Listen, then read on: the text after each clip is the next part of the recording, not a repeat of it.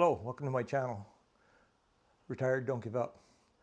Today's video is about getting ready to go to Thailand.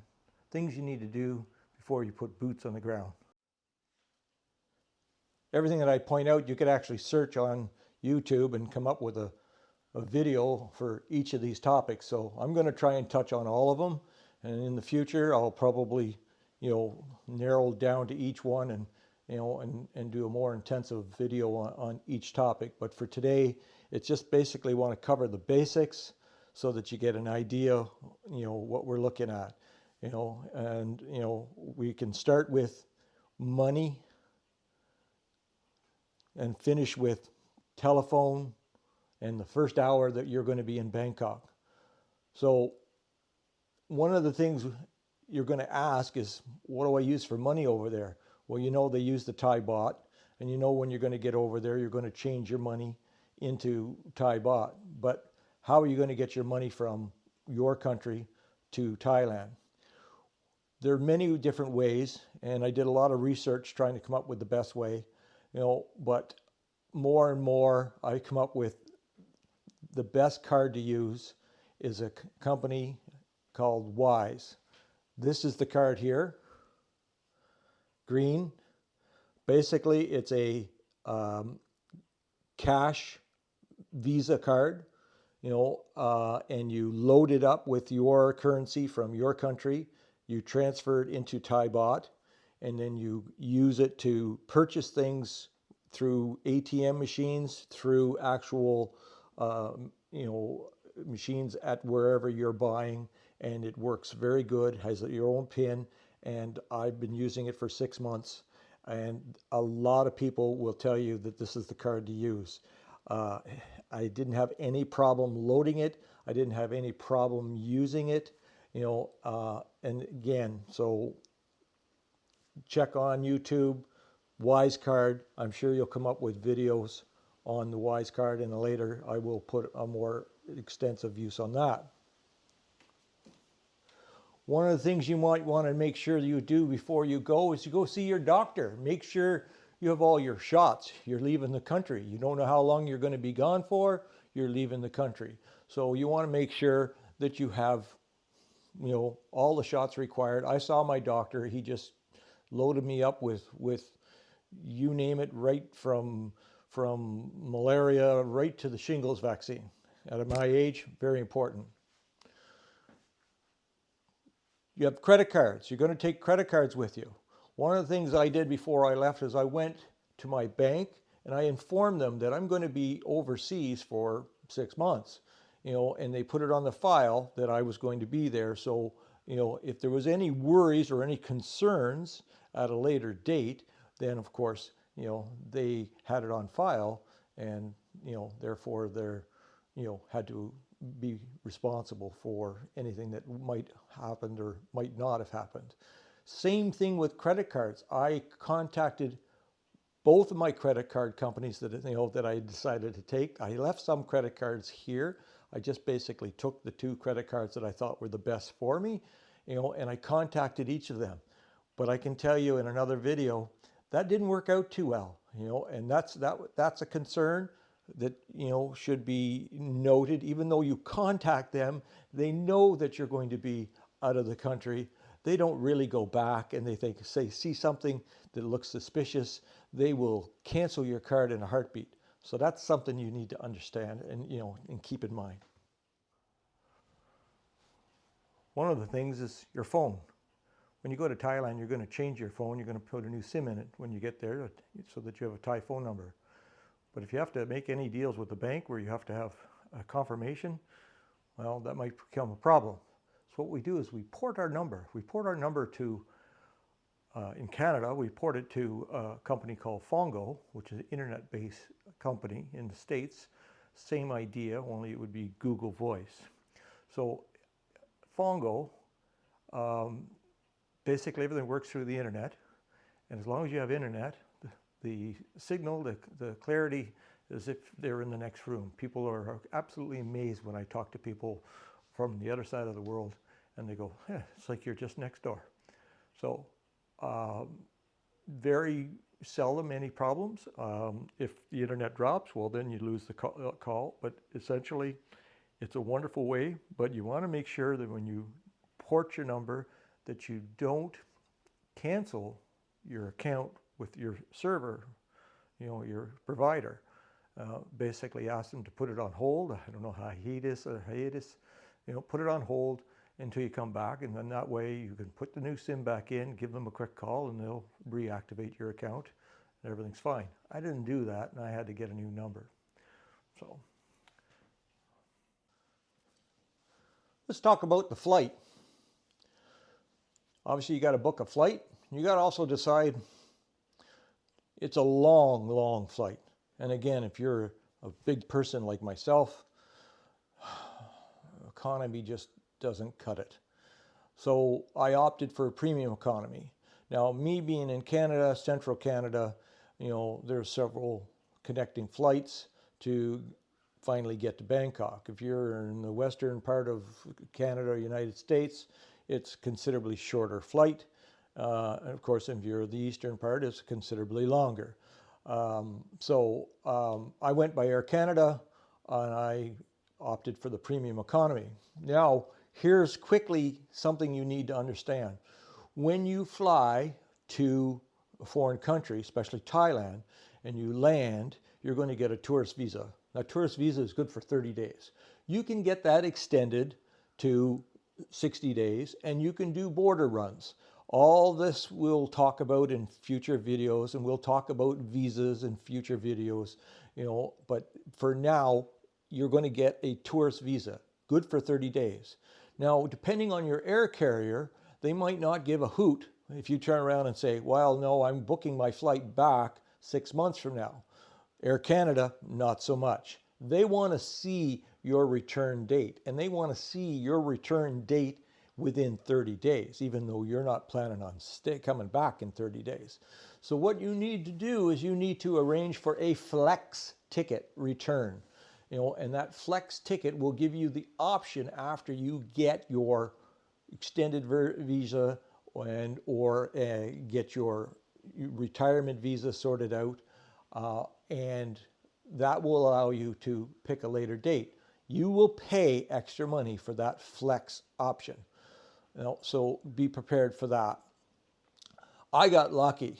I booked premium economy, and for some reason, the gods looked down on me and they bumped me to business class. Now, this was the first time in my whole life I've ever flown business class. And I can tell you right now, if at any point in your life you can afford to fly business class even once, do it.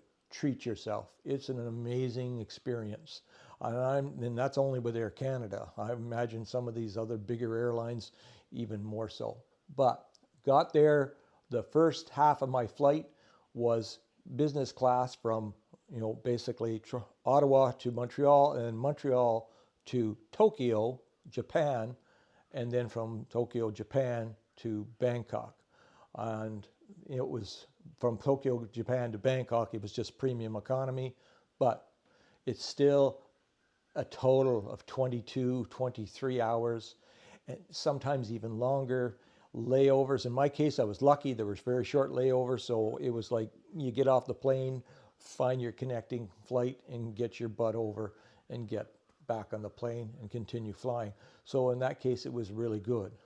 Now, let's talk quickly about what you're going to do once you land.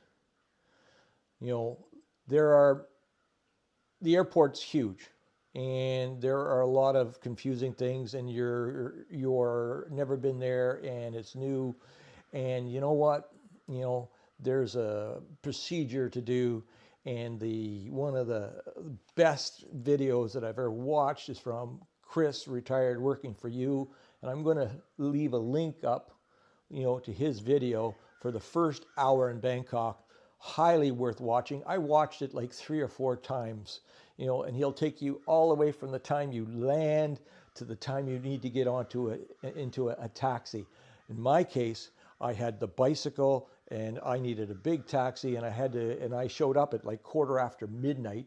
So I had to take that to the hotel before I was picked up the next morning.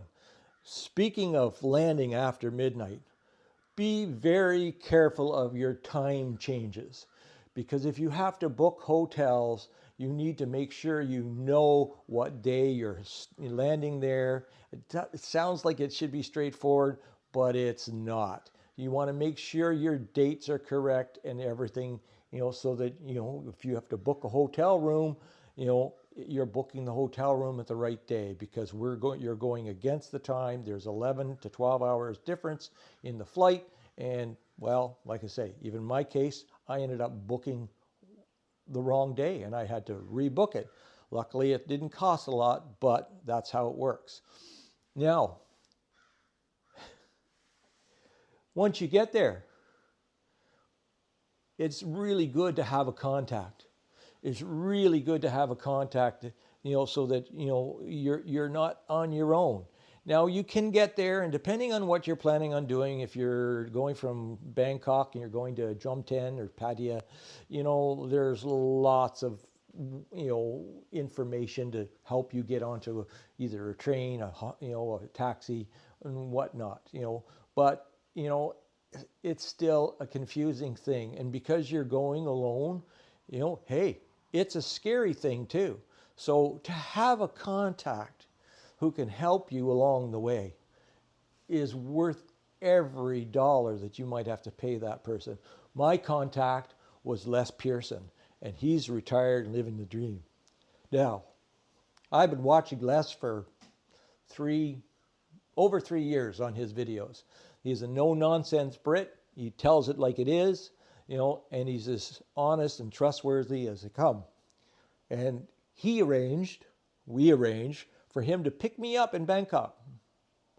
And my next video is going to be of him picking me up in Bangkok, and he took me to Pattaya, to Rayong, and got me situated, for the first 48 hours, and I have a whole video on that. So that is, really something to look into. I'll put his link up above, and yes, follow Les. He's all about what it takes to retire, and you can't go wrong with him. Now, communicating. We all speak English. They all speak Thai. A lot of videos say, yeah, they can speak English and you'll get away fine with English. In Bangkok, pretty good. Even Chiang Mai, but for the most part, every time you ask anyone, do you speak English, you're going to get nit noi, which means a little bit. So you're going to rely on Google Translate. And that's fine, because Google Translate's pretty amazing. You speak into it, and it translates, and they hear it and they can read it. But you need to remember that the the English language, is so full of words that have so many different meanings that when you talk into the translator, you need to make sure what you're trying to say is being translated clearly, because if it's not, they're going to think something different, and you might not get the food that you've ordered. You might not go to the place that you want to go.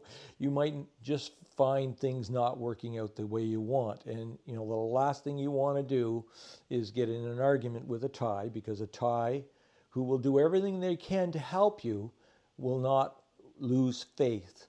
And if they believe that this is what they've heard, they're going to hold to that. And that's the way it is. Again, you're a foreigner in a strange town, strange country, and therefore you have to respect their religion, their culture, their land. You respect them as that's all there is to it. Transportation. When you're over there, you got to get around. There's Sao Cows, there's bot buses, but you might want to rent a car. You might want to rent a motorcycle. The thing about that is you want to be prepared. And one of the things you want to make sure you have is an international license. Now, I'm not sure how that works down in the States, but here we go to CAA, pay a few dollars to take your picture, and they give you an international license. Now, you have to make sure that your driver's license is up to date and not going to expire like mine was just before I left, and because if it expires, so does your international license. Now, the other thing to do once you're there is you can go through the system and get a Thai license. Also, if you don't have a motorcycle license, well, that's another thing you might want to seriously consider if you're going to be there any period of time, to take the test and so forth, and get the motorcycle license. I know a few people that have done that.